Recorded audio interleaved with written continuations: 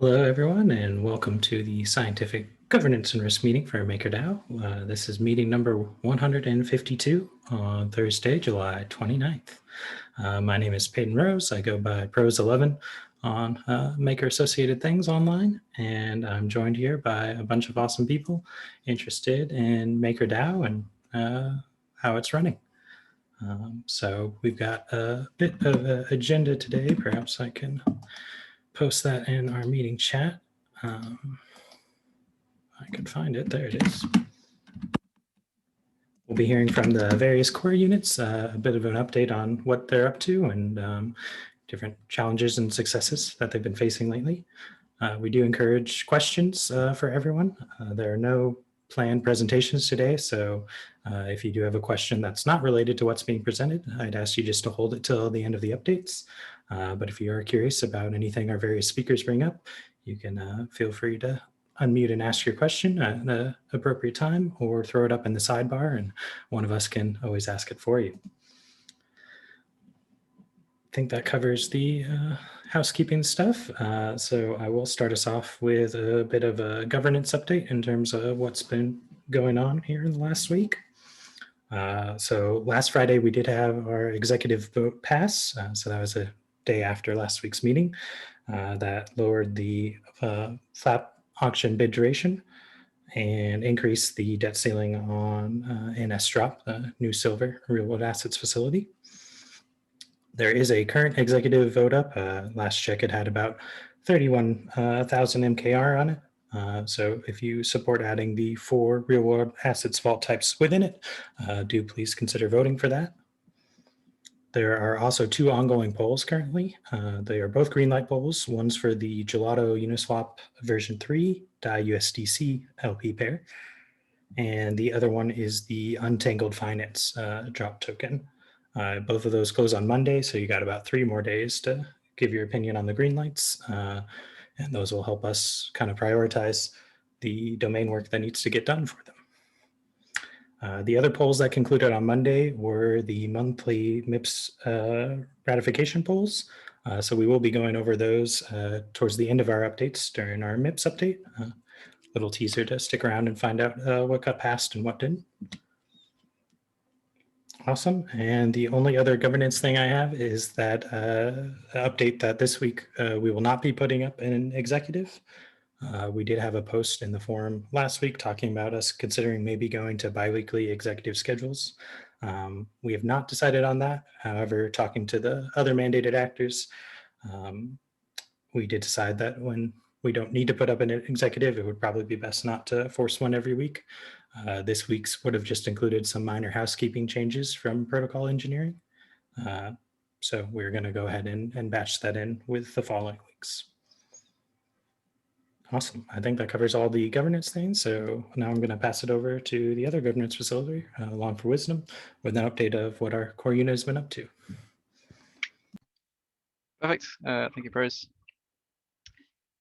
Yes, so as always, kind of written the full update out in the forum. I'll just kind of go over the highlights in this meeting.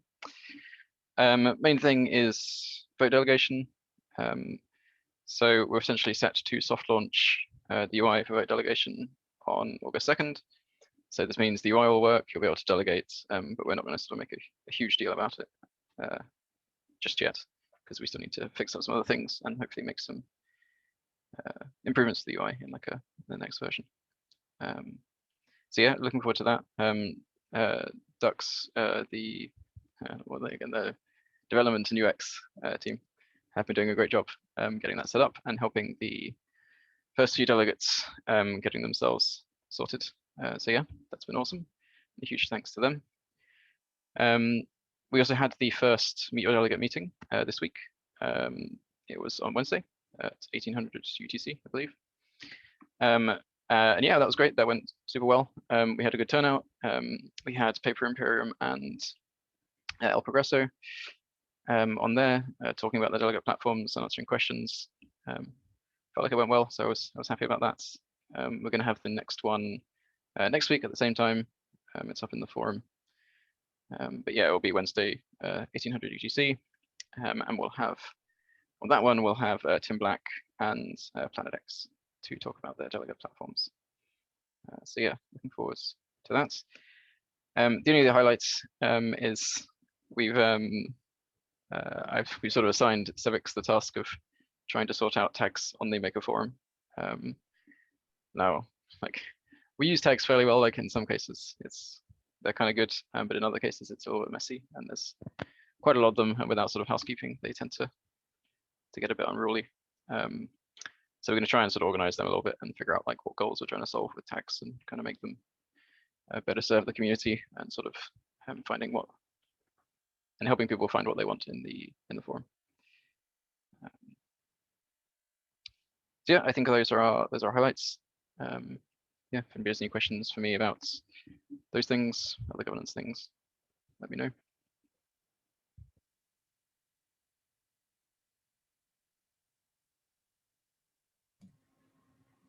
Awesome. Doesn't appear to be any immediate questions. If you do think of anything, feel free to throw it up in the chat.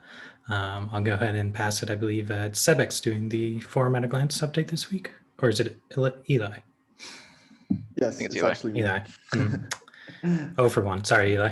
Take it away. No worries.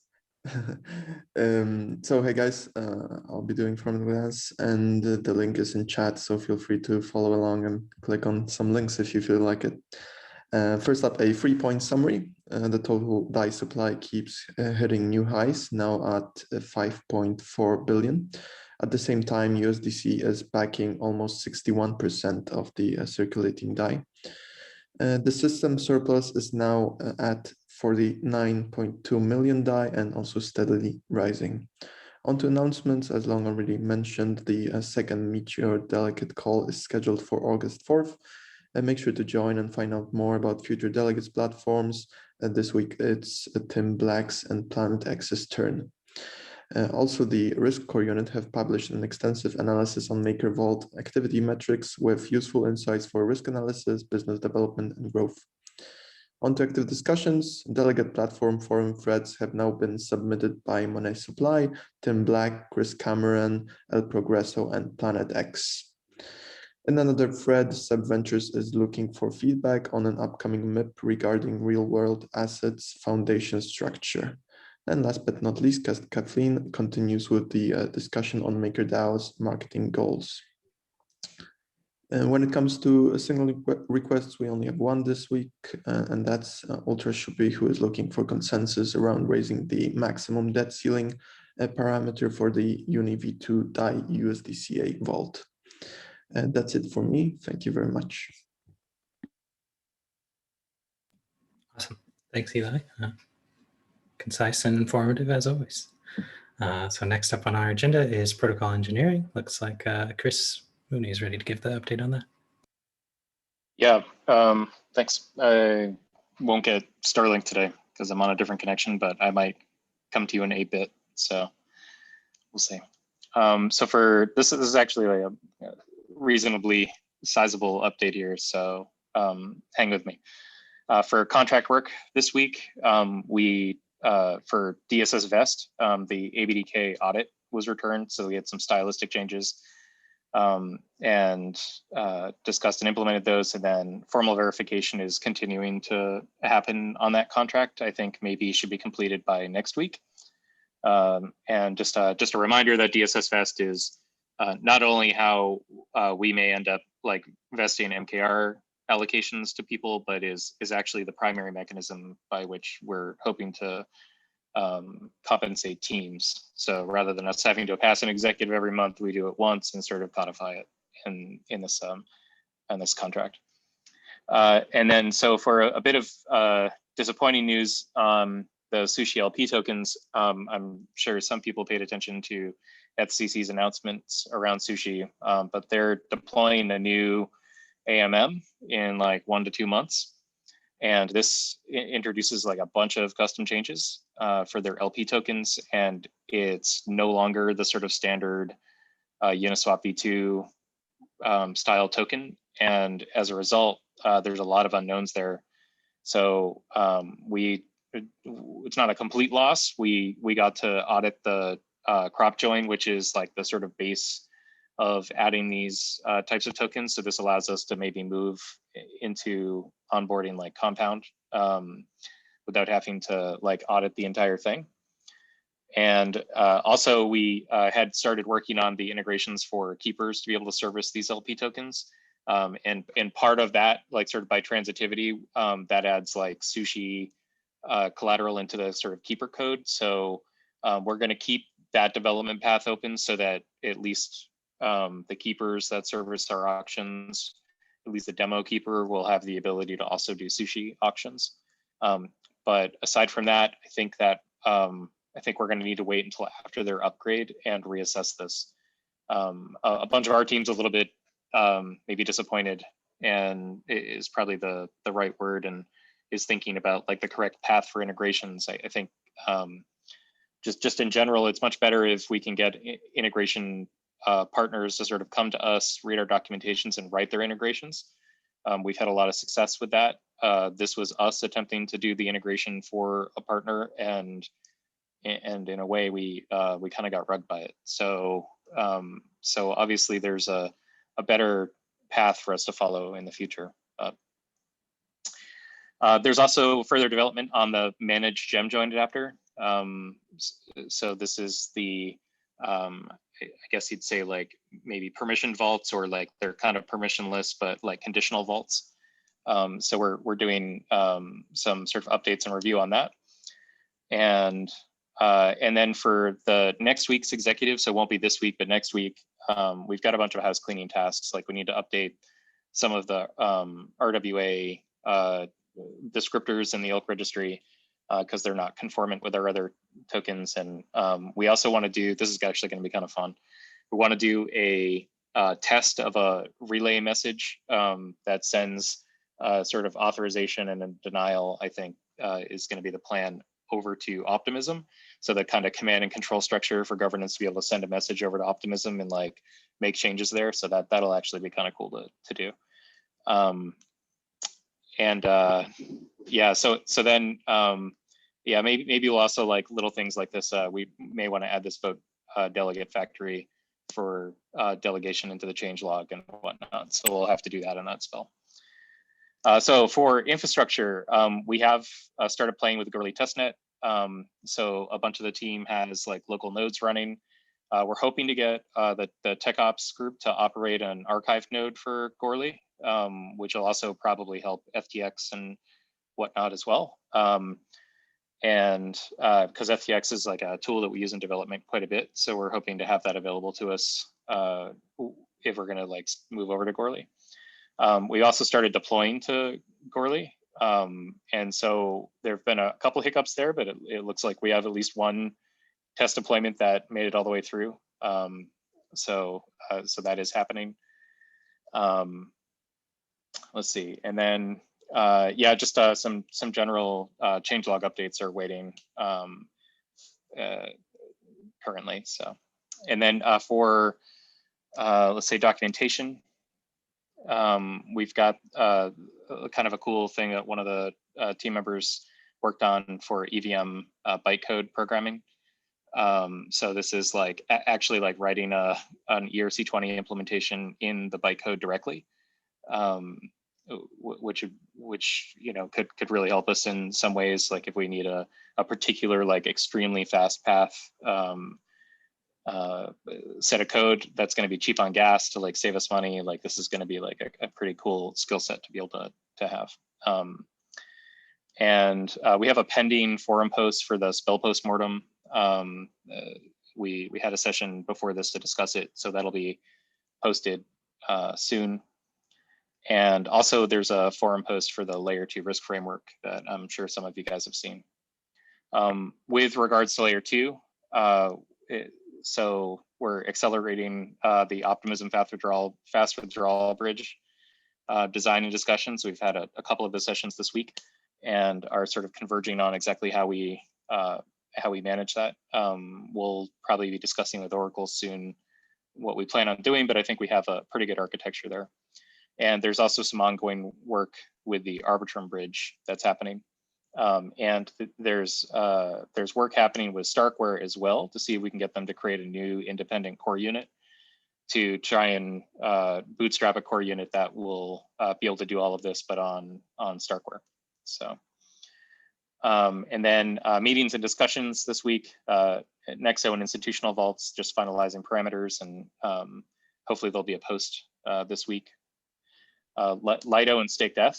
So we sat down with their team and discussed sort of Oracle design and other integration problems. I'll give the sort of high level details of onboarding Staked F. I mean, there were a bunch of, between oracles and protocol engineering, there were a number of like sticking points for us that where the design looked pretty risky and wasn't great. It turns out they're actually actively addressing some of the issues that we had, and their team also allayed some of our concerns about other aspects of it. I think right now the plan is probably to go forward with integrating them, but with lower debt ceilings, and then to set a sort of nice rubric of like higher debt ceiling when this particular problem is resolved or when this particular risk is resolved. So so I think that's at a high level where we ended up with them. And then let's see, so for let's see, I already mentioned the spell postmortem that'll be posted later today. And let's see, I think that's about it. So does anybody else have anything else that they want to mention from the protocol engineering team that I missed? And if there's any questions about that torrent of information, feel free to ask. Chris, I'll just jump in with regards to the Starkware idea here. So that's kind of been around for the last couple of weeks, and we really solidified it last week when we met the team. We met most of the team actually in Paris, and had a really good sit down and a discussion. We walked through our layer 2 framework. We referenced the risk framework that we published late last week. We spoke about the multi-chain strategy, and really this idea of how can we have parallel teams, how can we build quicker and not only work on Optimism and Arbitrum with the optimistic rollups, but also the ZK rollups that Starkware, Stocknet, and Cairo are operating on. So we had a really good meeting with them, good discussion. I'm going to work with them to help them be familiar with the Maker ecosystem a little bit more, but they will in turn be a completely independent team. So I guess my role there is just to help them get up and running, understand the way we work as a community, and then from that point onwards, us as a team will help them with questions and things. But the idea is to have an independent team doing that work. And hopefully present to you guys soon what their proposal will be, and the focus of that will be layer 2 Stocknet opportunity. This is something they also mentioned at EthCC, so they're really keen to start doing this and kind of taking ownership and building with Maker. So yeah, I'm looking forward to seeing that evolve. And yeah, hopefully more news will come on that soon, but I will probably be leaving it to those guys as the face of that work, but in the background, I'll help them get rolling. So yeah, that's it from me. Thank you. Yeah, note the style of this arrangement is opposite of how we did the sushi arrangement, right? So they will integrate with us rather than us trying to integrate with them.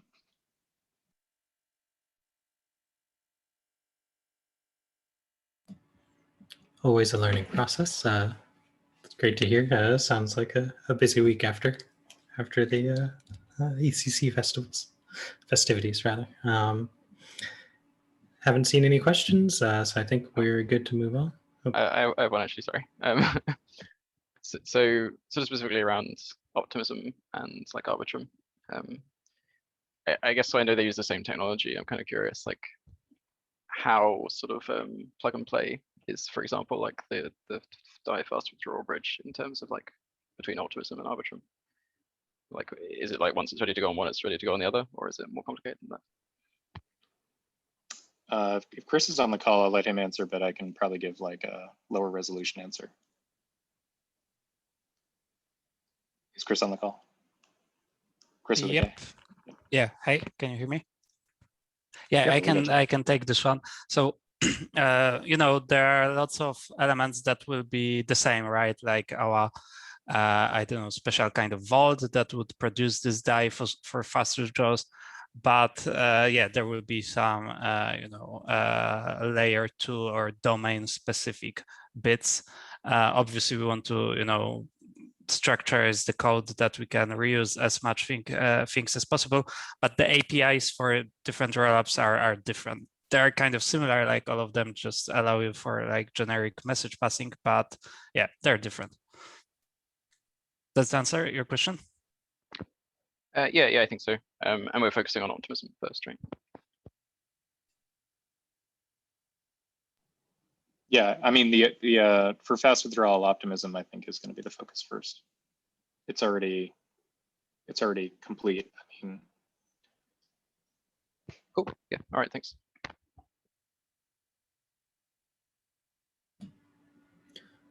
Wonderful. Cool. Not seeing any other questions, but always feel free to hop in, especially over me. I believe next up is going to be Risk. So promotion call if you want to take it away.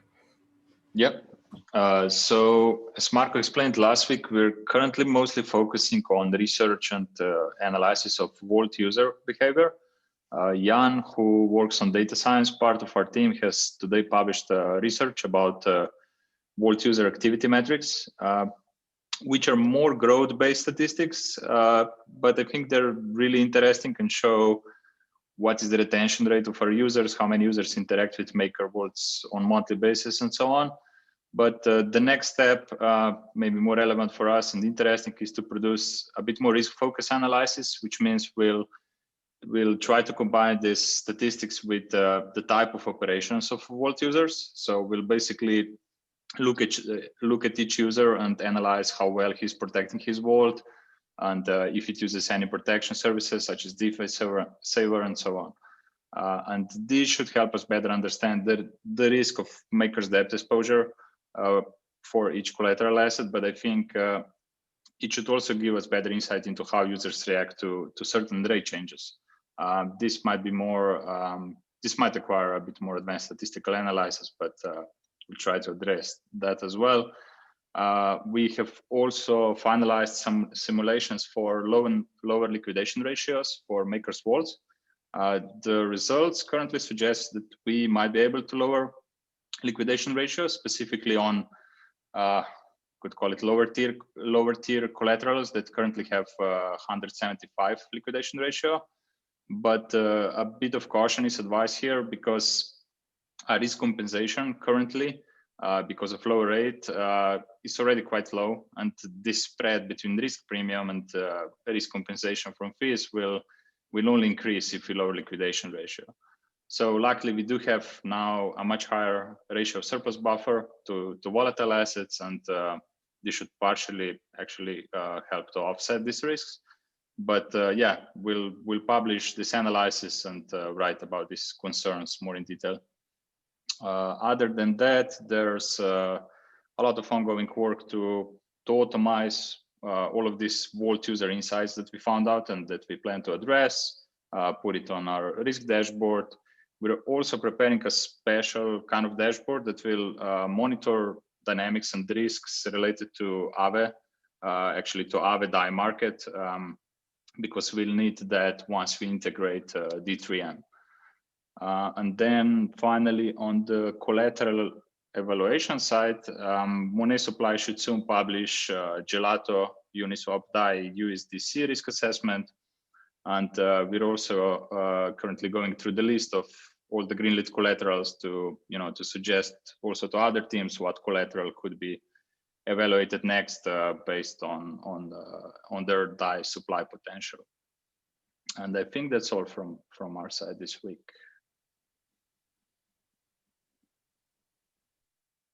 Excellent. And I threw a link in the chat to that vault user activity. You found it a very informative post. Did we have any questions for the risk team?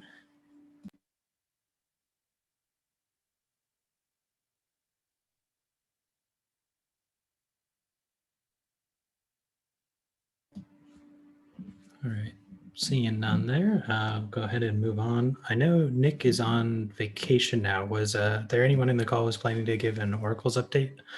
Or should we skip past that?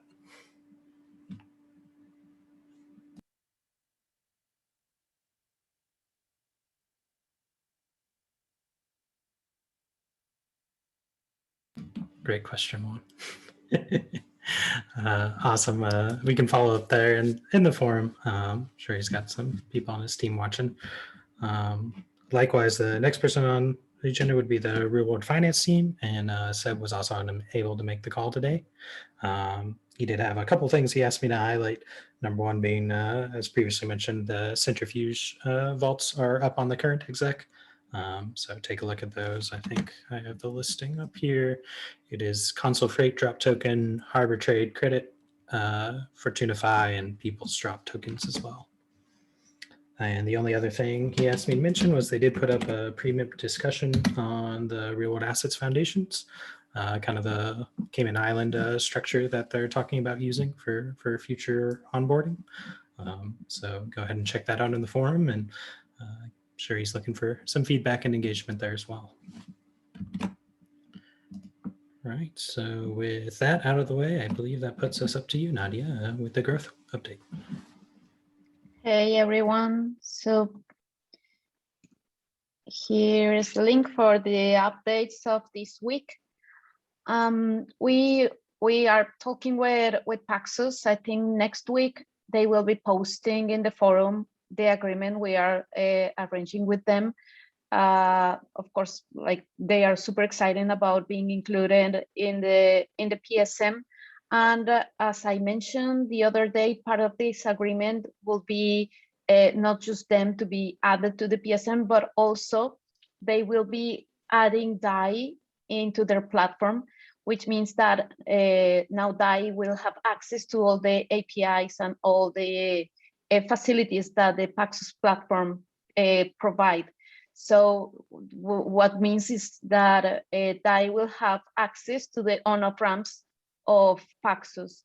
This is great because if there's a wallet or there's any centralized exchange or centralized service that wants to connect with an on-off ramp solution, usually they have to go to Circle because they are the only platform that provides that service. So that means that that platform will be using USDC.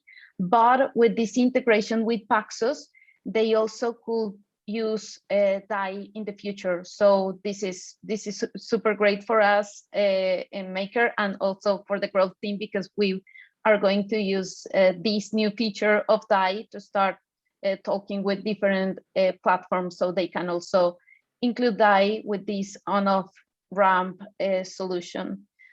And we also have a lot of stars of the week for this week. Binance, that we also have been in conversations because we want to know what else we can do if we include BUSD in the PSM.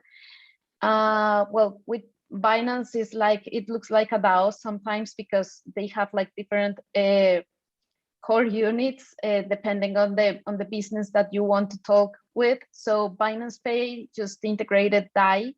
This is great because Binance Pay will be merging with Binance Peer-to-Peer. And Binance Peer-to-Peer is like the most used on-off ramp in different emerging markets in Latin America and in Southeast Asia. So it will be awesome to have as well a solution, not just to go on-off ramp, but also to pay for services and merchants and send money to people all over the world. Also, DAI was part of the first NFT collection by Damien Hirst. I don't know if I'm pronouncing well his name. This is also very cool because it's a way to have presence in the NFTs space. And we are also, well, Jen, who is or the one in the team who knows most about art and NFTs, she's also talking with different artists to start promoting DAI as a currency between them. And also there's this project called Superfluid that I would like to invite all the other core units to check out this project, because it's a way that you can stream real-time payments using DAI. So I think it could be a really good tool for us in the core units to start like streaming payments to our contributors. Maybe with SES, we could like arrange a call for the community in general, so we can all understand how Superfluid works with DAI. So I think that's cool. And the tweet of the week, well, I invite you all to follow us on Twitter. There are a lot of very, very, very good threads that explain to the community in general what's happening inside Maker. And the last week we talked about the delegates. So I invite you all to follow us, and that's it for this week. Awesome. A lot of updates there. Paper, did you have a question in the sidebar? I don't know if you have a mic. Oh yeah, I was just wondering how we were involved in the that art project. That was one I'd seen earlier, but it's not really important enough to type the call. Well, that detail will be with Jen. I don't know if Jen is on the call. If not, I will ask her to include her comments in the forum. Yeah, so this collection was launched through a platform called Palm.io, and they're a newer sidechain, and they have a NFT studio as well. So they have the sidechain technology, which supports DAI, and then they also have this team that is essentially working with like big brands and well-known artists like Damien Hirst to launch NFT collections. So this was one of the partnerships they did with the artist Damien Hirst. So the great thing is DAI is one of the 3 tokens that are currently supported, ETH, Bitcoin, and I think one other one, but the only stable coin right now. So that will, as long as the artists and, campaigns that choose to launch with Palm want to include DAI, we'll have a lot of exposure to these kind of high profile upcoming campaigns, which is pretty cool. And I forgot about one more thing that happened just like a couple of minutes ago. Derek posted the institutional and long-term vaults in the forum. So, well, yes, we want to see all your comments because we want your feedback.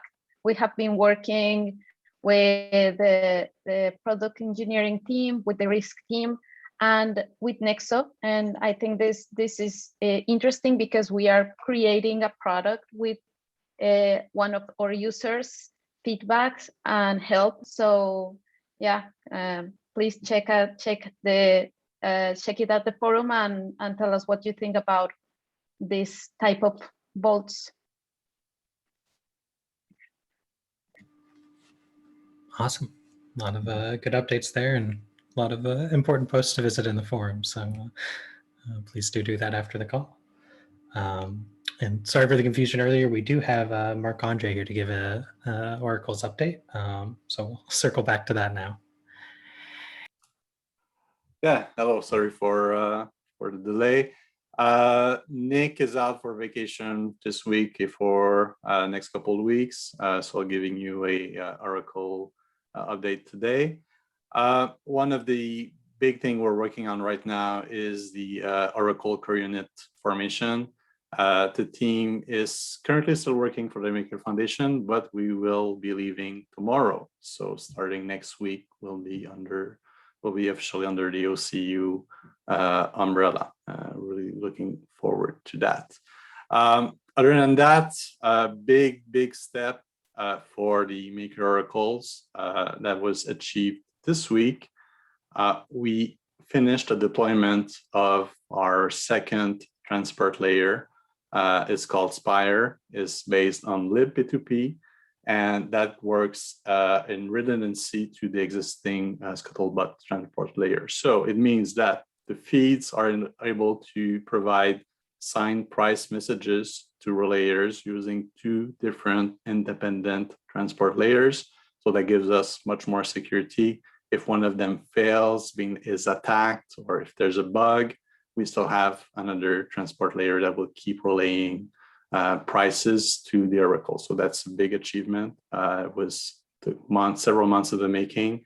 Now, most relayers and almost all relayers and a big majority of the fees are running on that. So that's a great security point of view.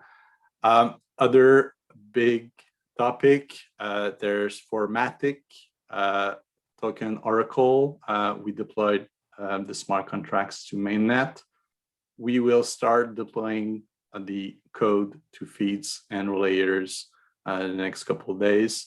So we'll be able to organize the onboarding of the Matic collateral. Along with this update, we'll also be making minor adjustments to some data model.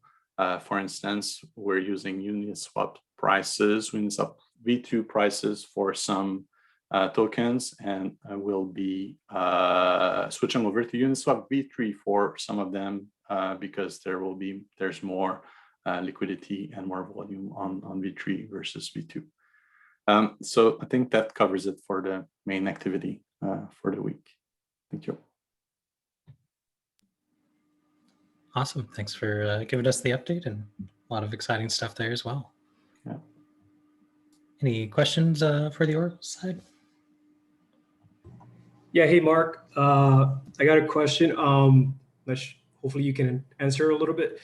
Are you guys thinking in the future of selling Oracle services for decentralized apps that are coming into the market that are going to do things like insurance, say for traveling, right? Say hypothetically, I get stuck somewhere in Asia and I got insurance on that.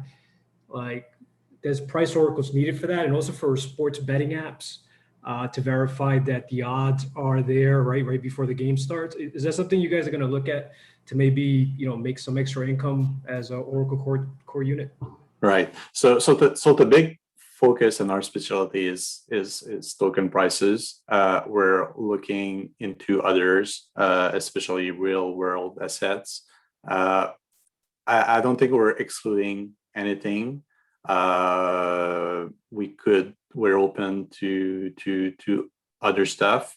We're looking into generalizing a bit our architecture for the future, but there's no concrete plan to get into other areas.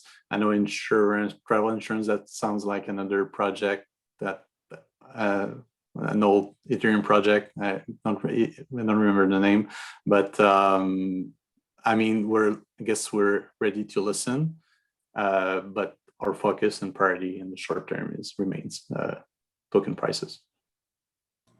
Okay, yeah, that makes sense. I was just wondering for the future for extra revenue stream. Cool, man. Appreciate that you guys are thinking about that as well.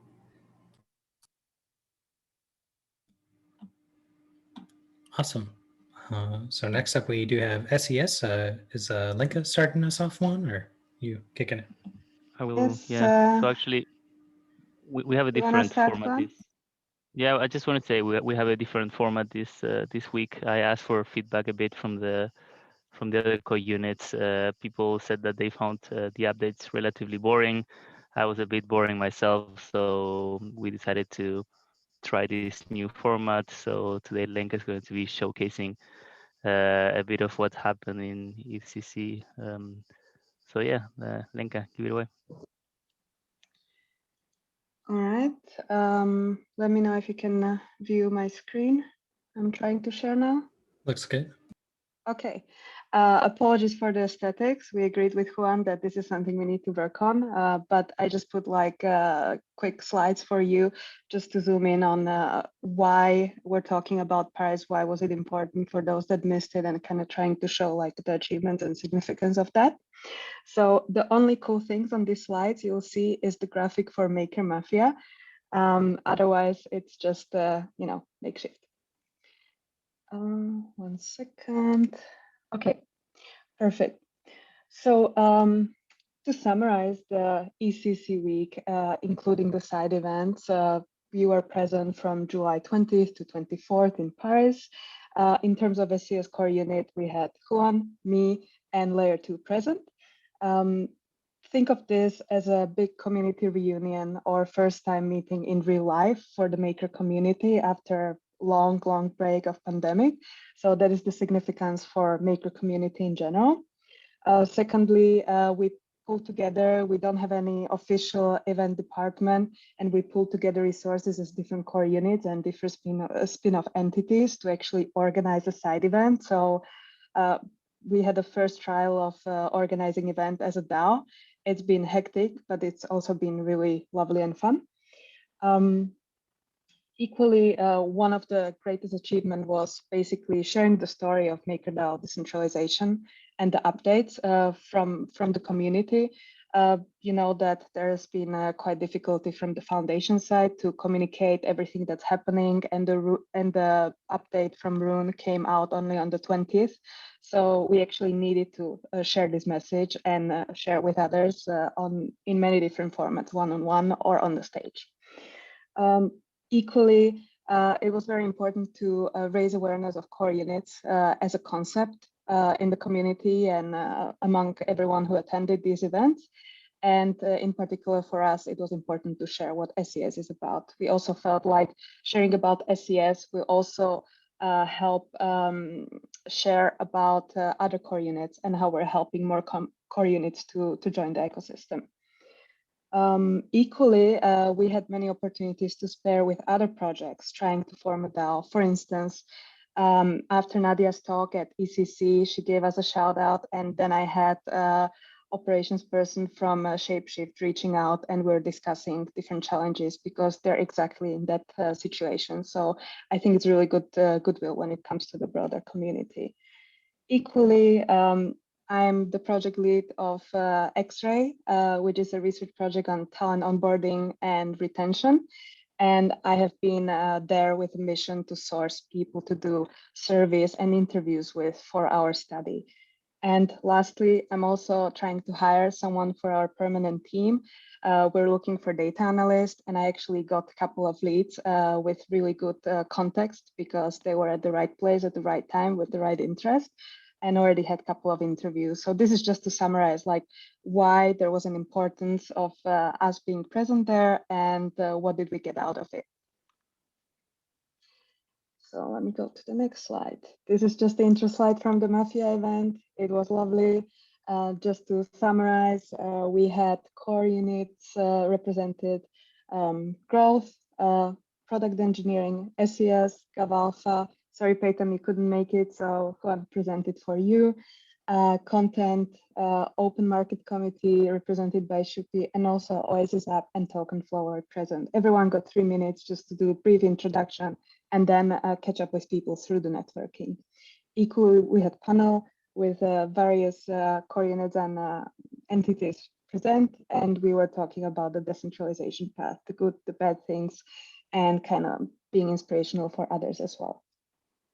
A couple of the cool takeaways I think we got out of it is basically having amazing audience and getting a lot of traction online, and hopefully we'll get a book out of this as well. So yeah, I'm very happy about this.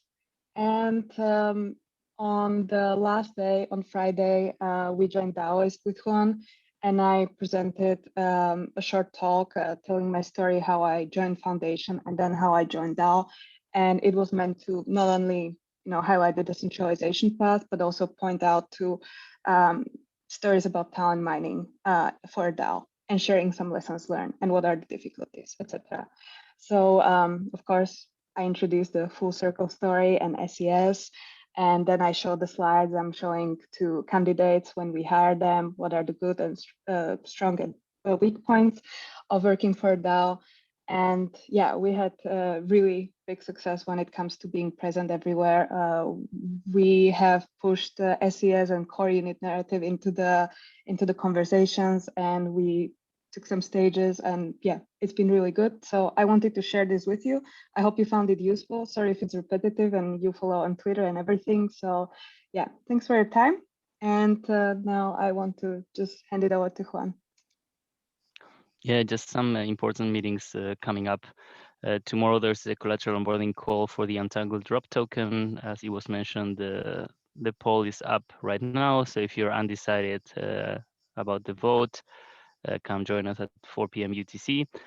Next Wednesday, we'll have another launchpad for the DAI Foundation. So Søren did a good job, or at least I believe, in answering all the questions and doubts, but it will be good to have these conversations to make sure that any doubt about the work and what needs to be done can be ironed, and that the DAO is ready to take that piece of responsibility, which is key for making sure that everything works properly, right?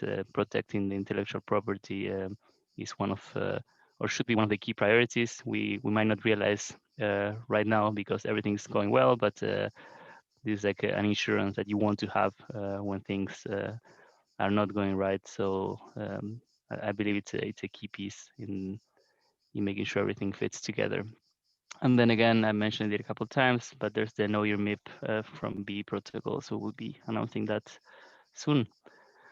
And Long for Wisdom wants me to say that there's meet your delegates on that same Wednesday, because we love overwhelming people with meetings. So come join us for a long Wednesday afternoon. And that's it from us. If you have any questions, feel free to ask now or later in our Discord. Happy to answer.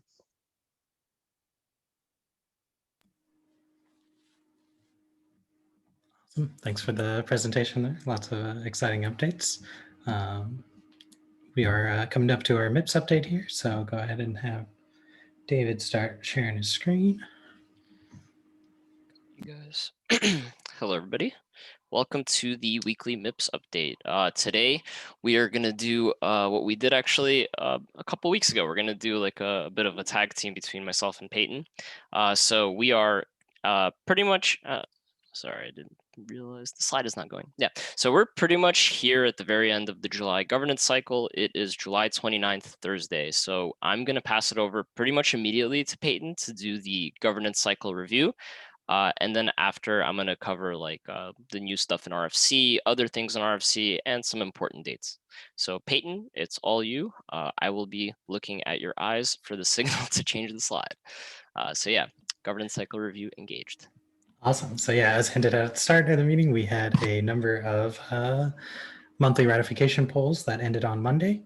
So we'll be going through those. First up, we had a couple core unit proposals, one for the collateral engineering services and the other for the MSX marketing core unit. The votes were in on both of those, and they unfortunately did not pass. We will not be getting those core units from this proposal. However, the core units are welcome to resubmit and be a part of another monthly cycle should they choose to do so.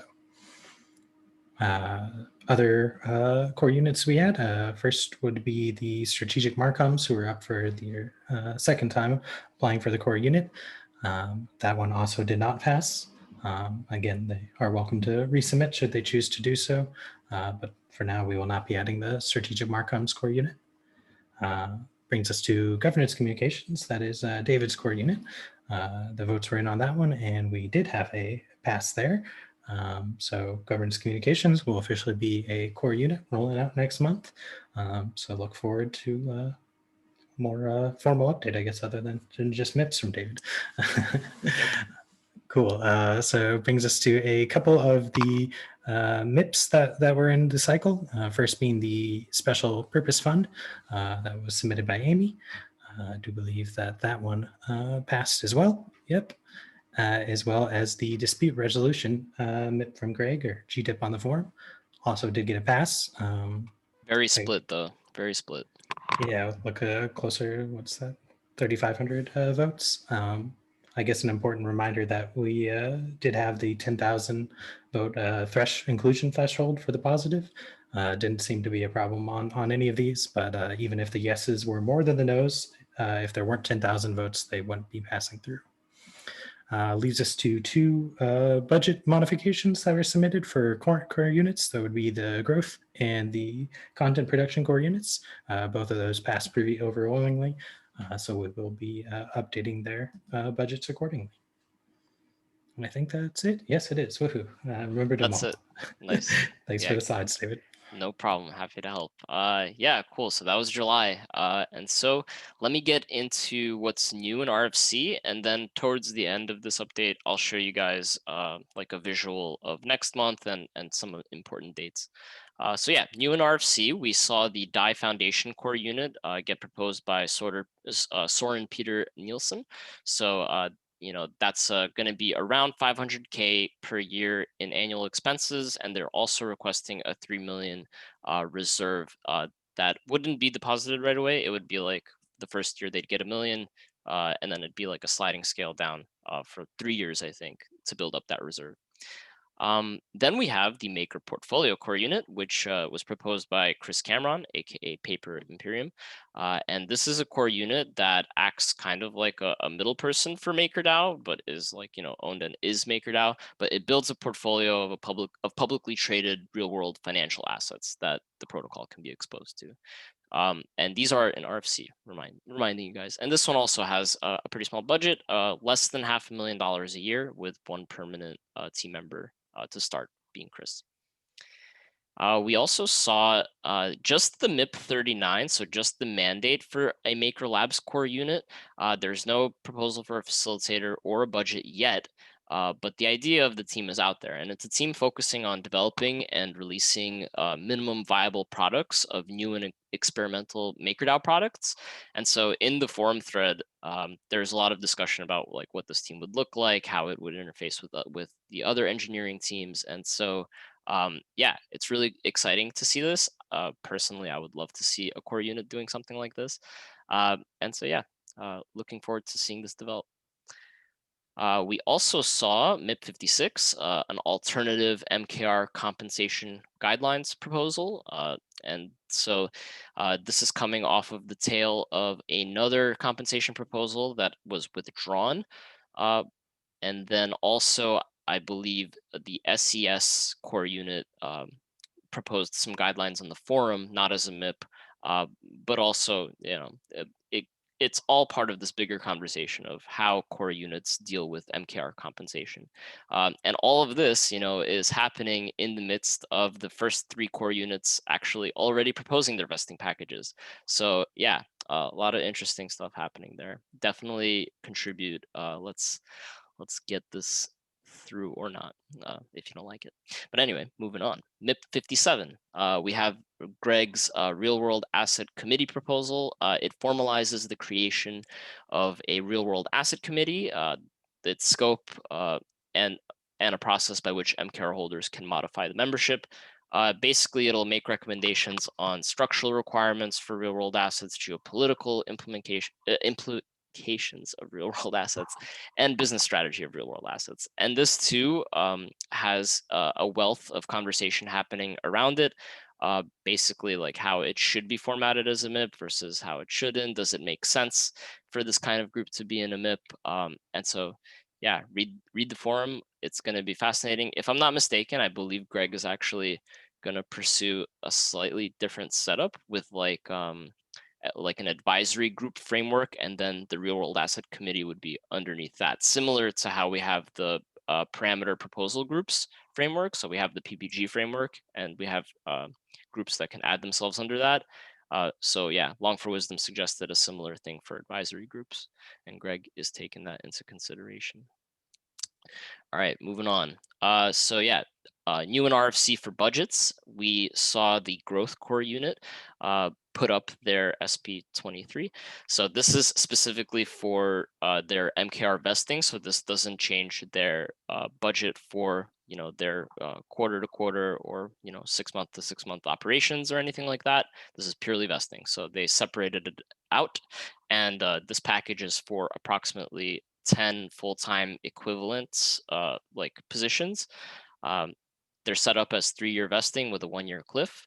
And what I found really interesting about their proposal is that they're actually splitting the bonus payout between a base reward, like a 60% of the maximum MKR you could receive, and also like a DAI supply performance. So if DAI is doing really well, which you know, is like a proxy for growth doing really well, they get more compensation, which I think is a really great incentive. So personally, so yeah, pretty cool. Nothing else for budgets outside of the budgets that are part of the core units that are being proposed currently. So here's some other stuff in RFC. I just want to make sure I cover this for completion because there are a lot of older proposals in RFC still that people may have forgotten about, but I'll give just a quick update about them. So we have strategic happiness, which is a core unit that was proposed by Andrew Bourbon. It's kind of a feel-good one. Check it out. Not as serious as protocol engineering, of course, but nevertheless pretty cool.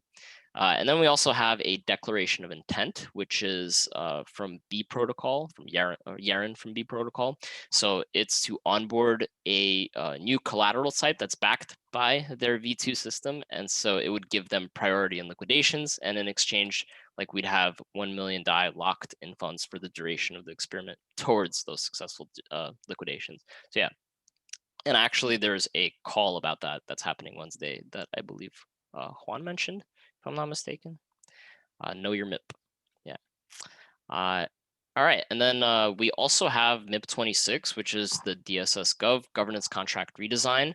I know this has been somewhat in limbo. And so just to give everybody a quick update that I managed to steal from C. Mooney before the call, but yeah, the governance contract redesign is likely going to happen next year sometime, but the team is focusing on layer 2 expansion and supply for now. So the vote delegation should solve some problems in the meantime, but really DSS Gov is somewhat on the shelf for a little while because of the other higher priorities from the PE team. And then the others are the MIP 24 amendment that was posted way back when from Juan as a part of the core unit framework. And we have to just revisit it and kind of see where that's at. Either we could withdraw it or it's obsolete or it'll actually go through. Yeah, so that just we have to take a look at as MIP editors. And then the remaining 4 are really old technical MIP proposals that Alexis had originally proposed that didn't really gain much traction. And so we are also going to be reaching out to the MIP author there about updating the statuses. But those are kind of the ones that have just been in the forum forever. So I figured I'd give you all an update on those. All right. And lastly, important dates. So for August, this is the month we are currently entering into. The latest start of RFC for your proposal should have been July 7th if you were hoping to get it in for August. Last day for changes actually just passed. July 26th to 28th were the final changes you could have made if you're hoping to formally submit for August. And finally, formal submission is happening August 2nd to 4th. So this Monday through Wednesday. So definitely looking forward to people's proposals. And then for September, similarly, the latest start of any proposal you're hoping to formally submit in September should be August 11th. So put it into RFC for August 11th latest. And then last day for changes is August 30th to the 1st. And then likewise, the formal submission period is that first Monday through Wednesday of September, the 6th through the 8th. All right, that is it, finished. Go visit the mips.makerdao.com portal. There's lots of good stuff happening there, lots of content, lots of reading materials if you want to get familiar with MakerDAO as a voter. So yeah, thank you all for having me. All right, thanks for the comprehensive update there. I feel like we can all take a deep breath. A lot going on in the forums. So yeah, appreciate everyone sitting through this call, staying engaged, asking questions, using the chat. Really great to see. That does kind of conclude our formal agenda section of the meeting. So typically we would either have presentations or like an open discussion during this time. There are no presentations. So I did want to circle back. Of course, now I'm having to scroll a ton to get to it. We did have a good topic discussion get brought up in the sidebar earlier from Justin. I don't know if you might want to hop on the mic to ask it, Justin. If not, I'm totally happy to do so myself. Yeah, sure. I was just wondering if we could walk through an example of the real world assets dropping in value, what the Oracle process would be there, and then actually kicking off a liquidation event and what needs to happen and how that would play out.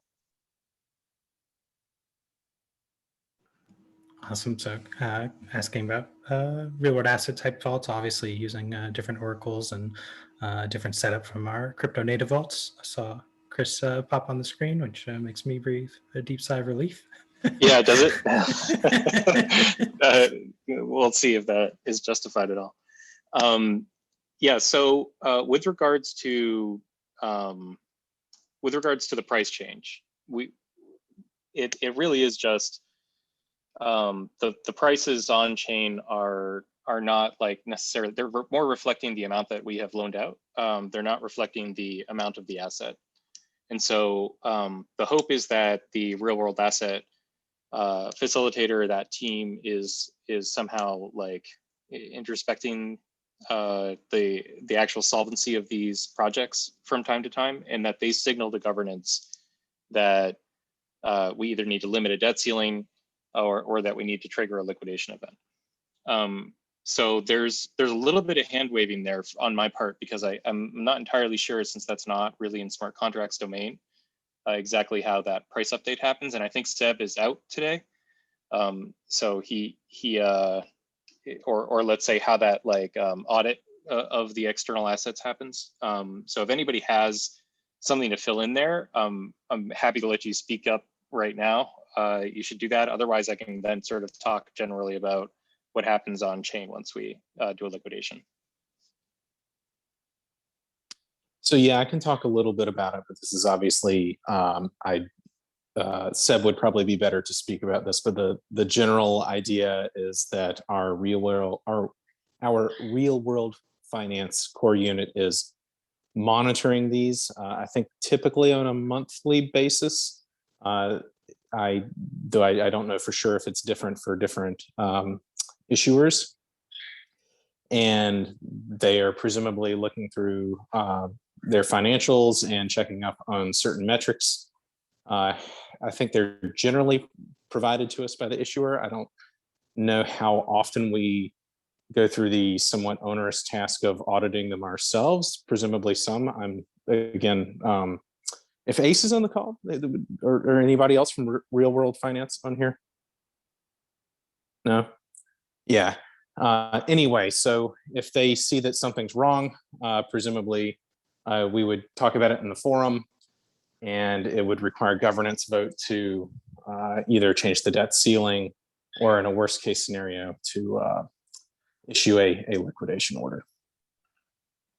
Right. So I can kind of pick up from there. In fact, actually, I'm probably going to do a walkthrough of this for the PE team that I record. So I may end up publishing the walkthrough just so that like there's some idea of, we could point you like right at a video to describe it.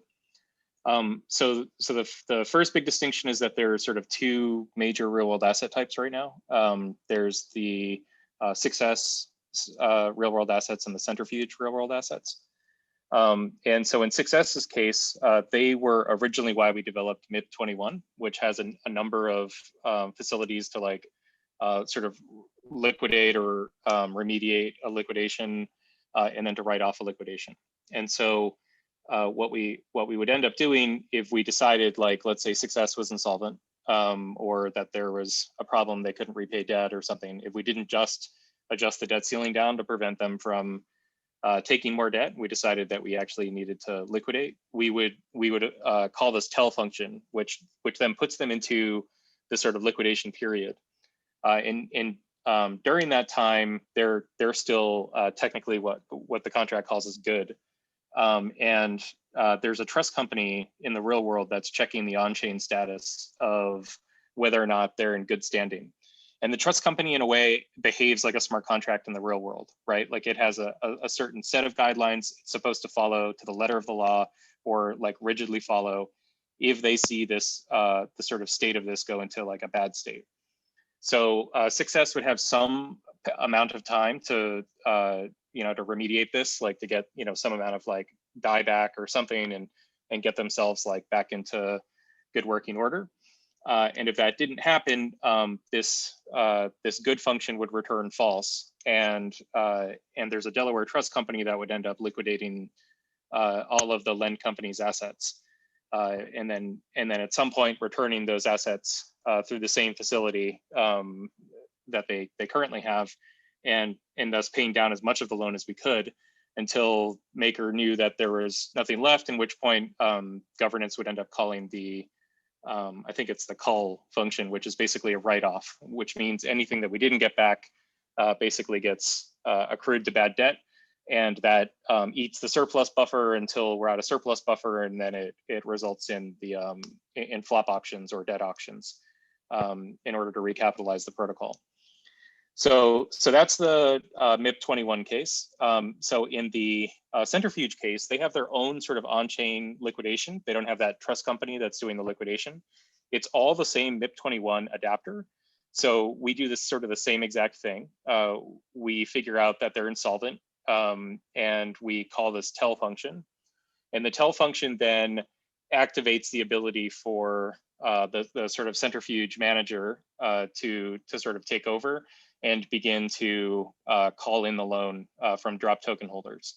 And if there's anyone from Centrifuge on the call, feel free to elaborate on that, because beyond that scope, the sort of protocol engineering team is treating it the same as MIP 21. So we basically cross our fingers and hope that that they're going to liquidate appropriately. Yep. Someone on the call? Lucas? I have a bit of take over, Lucas. I have a bit of background noise, but I will try to jump in if you want me to. Yeah, that'd be great. So let's say we've just triggered a tell, and now we're doing like I think a redeem against centrifuge. So what happens in that case?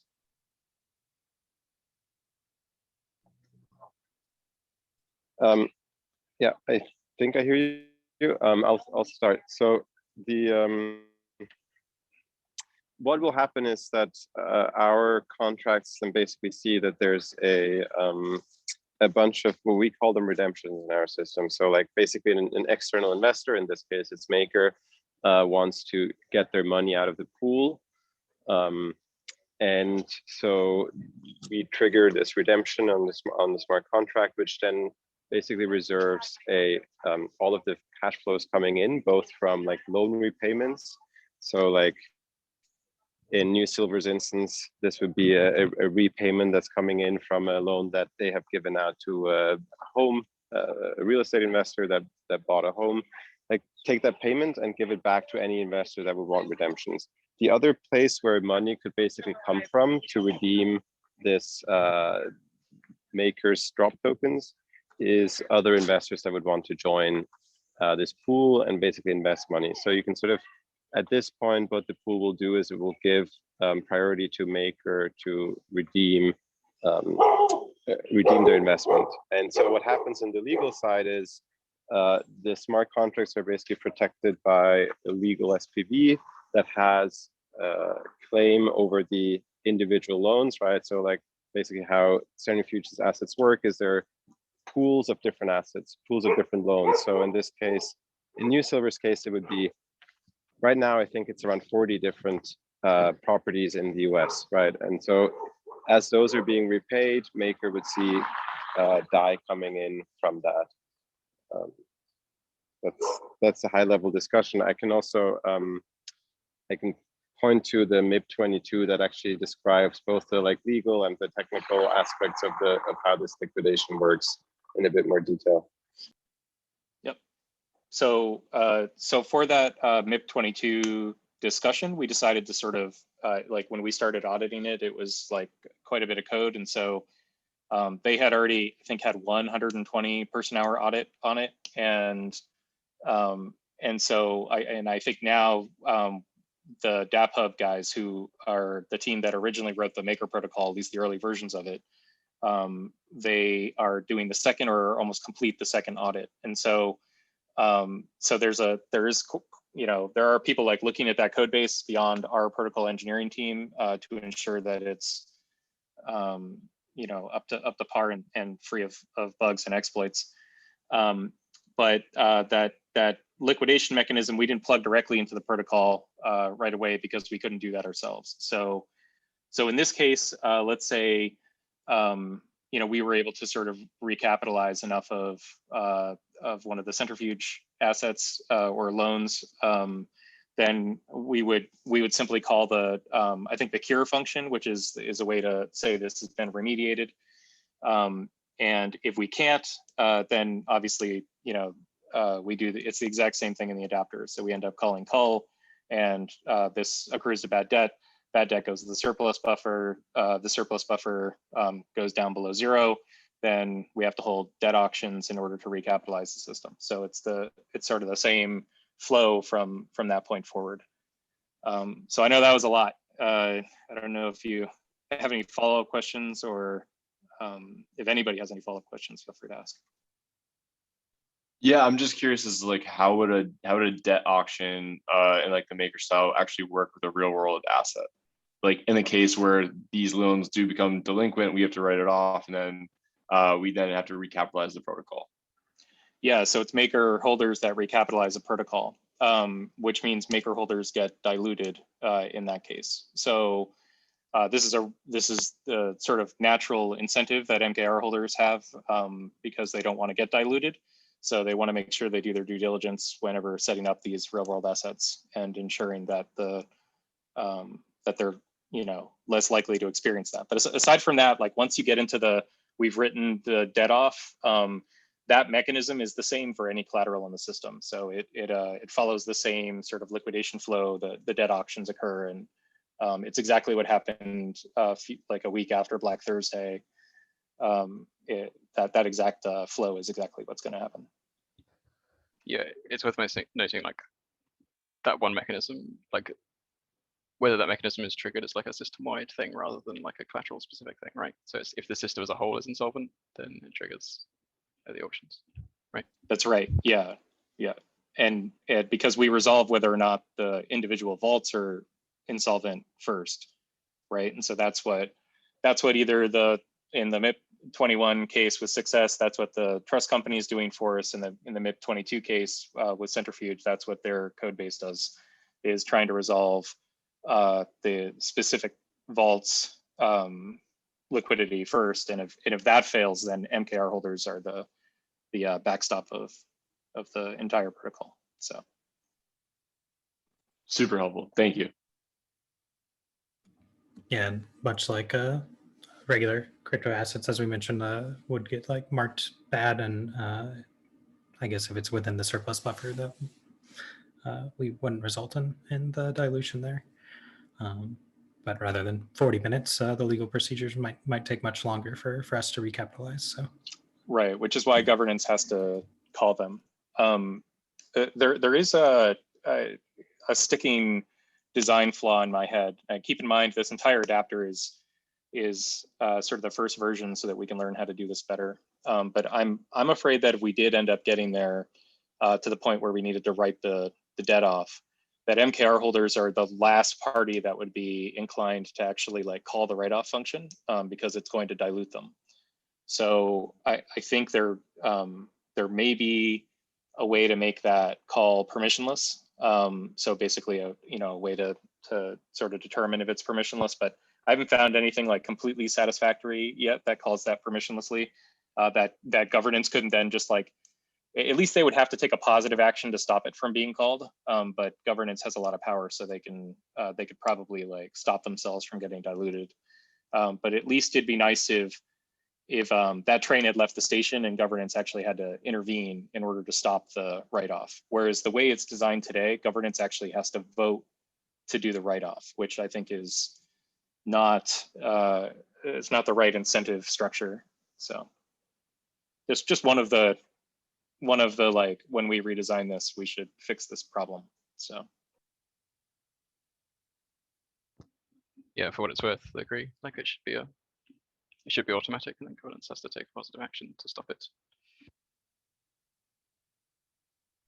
Right. Actually, Kurt brings up a good point. So if governance doesn't call that function to get diluted, they're basically putting the losses on DAI holders, and that will cause a lack of confidence in DAI holders.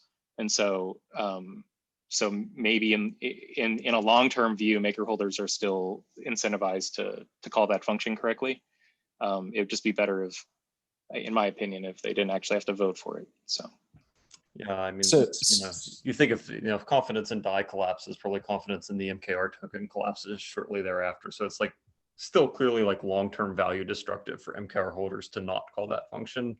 I agree it would be better if it didn't rely on them taking an action. I don't think it's accurate to say that they don't have an incentive to keep the protocol solvent.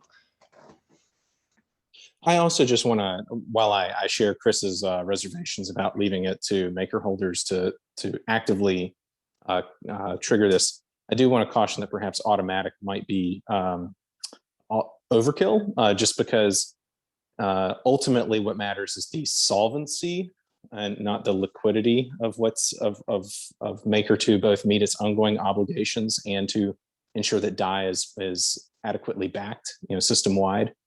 So, I mean, I think we could probably imagine scenarios where there was a negative surplus buffer, but would not necessarily require, triggering dilution. So just more complex stuff to think about. So for historical context, there's a slight discussion in the sidebar. So after Black Thursday, I think the like SYN queue time was maybe 2 days or something. This is off the top of my head. Somebody might remember better, but that was going to be like, I think maybe in the middle of the night on a weekend, which we didn't think was going to be a great time to recapitalize the protocol. So MKR holders did step in and there was an executive to extend the exact point at which the dilution would happen to be like East Coast office hours or something like that, so that there was time to sort of drum up support for purchasing these MKR in a flop auction. So MKR holders have like actively intervened to extend the exact moment when the write-off happens, which is kind of the equivalent of leaving this thing to be like permissioned only so governance can call it. So I'll also point out even more generally is that so long as the delay on enacting a governance action is shorter than whatever the time it would take for that debt to go from being marked as bad debt to actually debt auction starting, MKR has various holders have various root powers over the system. I won't get into the exact technical details, but they could revoke authorizations or replace contracts and just completely change the rules of the system to ensure that whatever debt auctions don't happen at all, even if they came from normal collateral auctions that were permissionlessly liquidated and then not properly recapitalized. So it's not like in other words, they always have the power to stop these right now anyway. In the future you can build out layers of kind of authorization protection on the system to completely prevent that, but the flip side of that ossification is then you can't change it if there's a bug. So that'll be, I'm sure, an evolving discussion throughout the protocol's lifetime of at what point do you switch certain things to be unmodifiable versus leaving them modifiable, so you have maybe slightly less security guarantees against MKR holders misbehaving, but you have the ability to fix bugs.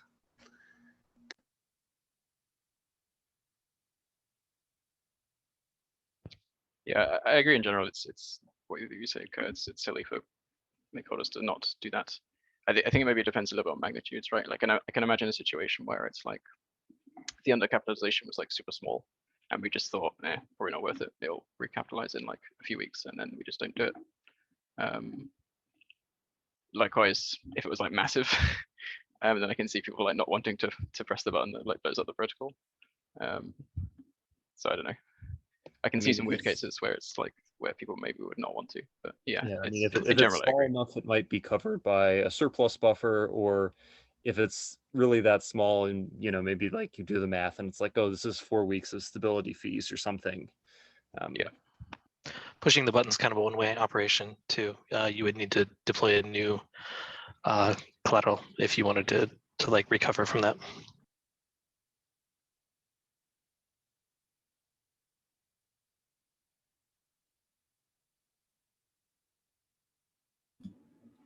So, question in the sidebar about the best place to read up on Centrifuge and Maker. I don't know if anyone has any suggestions. Like the Centrifuge docs probably come to my mind, but yeah, maybe starting in the MIP22 forum post is like a good kind of place, but then realize that the design deviated a little bit from that. But that sort of auction recapitalization model is what Centrifuge is doing.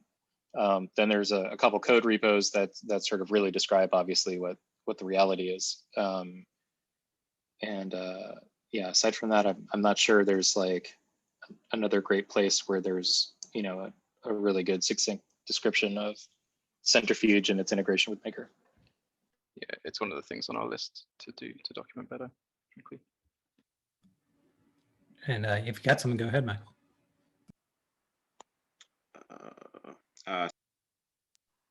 Oh, hi everyone. Sorry, I'm not too used to Zoom. Yeah, not too related to Centrifuge, but probably one of the most coolest things I've seen in crypto. That's I'm so keen to read up on it. It's really nice that there has been this push to bridge crypto and real world assets, and the fact that you guys have a core unit that is really focusing on how to integrate more is it's fantastic. But I just wanted to just say hi to the MakerDAO community. Just say I'm a huge fan. I do business development at Index Coop, and I volunteered to be like a protocol ambassador for Maker. This is a new program within Index Coop, and yeah, Index Coop, we're an on-chain asset manager, but yeah, it's a new program where we're trying to like get more involved in the governance of the protocols that are held in our products, so that we can better integrate and see, you know, where our communities can essentially work together. But yeah, personally, also great learning experience. I've already spoken to Long for Wisdom. He has done an amazing job of welcoming me into the community. And yeah, this call is extremely comprehensive.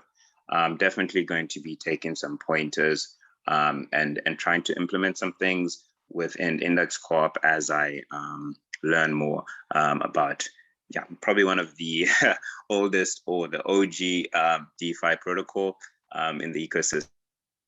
So super excited to you know, get more involved in Maker and kind of just follow the project and champion it as based on my exposure and my engagement with your community. Welcome, and yeah, thanks for joining us. And yeah, please do feel free to reach out. Forums are a great place, or finding us on Rocket Chat, and obviously these calls as well.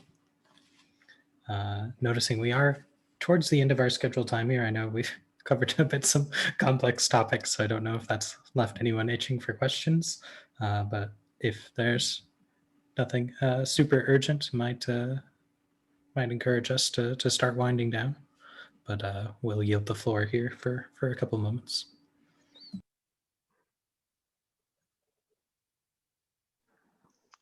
Did I read right in speculation that part of the speaker series we might actually have Elizabeth Warren on?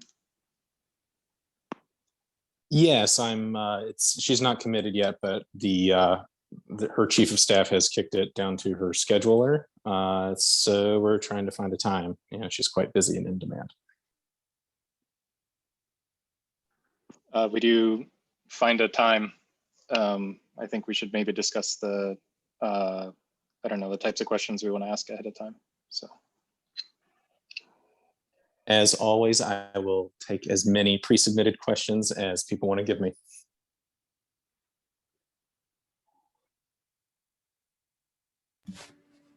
Right on, and yeah, that is on the back of the most recent speaker series where we had a representative from North Carolina on. So we're definitely moving up the food chain, perhaps you could say.